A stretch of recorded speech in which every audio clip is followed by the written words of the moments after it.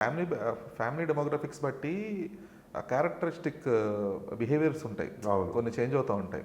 ఇప్పుడు ఎందుకంటే శర్వాని చూస్తే తను ఇప్పుడు కేరళ ఎపిసోడ్స్ కానీ లేదంటే సాక్షి కేరళ ఎపిసోడ్స్ కానీ అక్కడే వాళ్ళు చాలా వెల్ సెటిల్డ్, కొంచెం బాగా డబ్బున్న వాళ్ళు అన్నట్లుగానే ఉంటాయి. బేసికల్గా ఫస్ట్ మేము కలకత్తా అనుకున్నాం.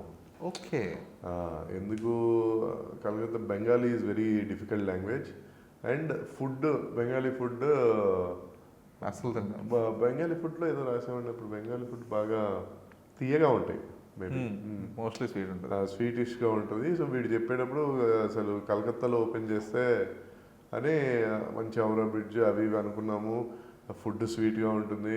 సో కలకత్తా అనేసరికి అక్కడ way of culture and locations అని కానీ బిల్డింగ్స్ కానీ అది ఎలా అంటే మన ఎదురెదురు ఫ్లాట్ లాగా. What I imagine was somewhat మన విజయ్ సేతుపతి గారి సినిమా ఒకటి ఉంటుంది, కాదల్ కాదంత పోగమని, ఆపోజిట్ ఫ్లాట్లో ఉంటుంది. అది సో అదే మై నైబర్ ఇస్ ఎ గ్రాండ్స్టర్ ఆ టైప్లో అలాంటిది అన్నీ అనుకున్నాం. కాకపోతే తర్వాత అనిపించింది శర్వా గారు ఆల్రెడీ డిడ్ ఇన్ కలకత్తా, మొత్తం వాళ్ళు ఎక్స్ప్లోర్ చేసేసారు మొత్తం.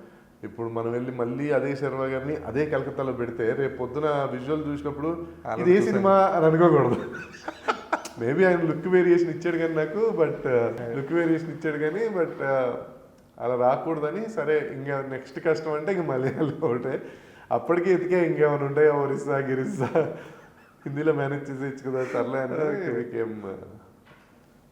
అందుకని ఇంకా కలకత్తాకి వచ్చాం, కేరళకి వచ్చాం. అక్కడ ఇంకా కోకోనట్ ఆయిల్, దానివల్ల ఇది మారింది.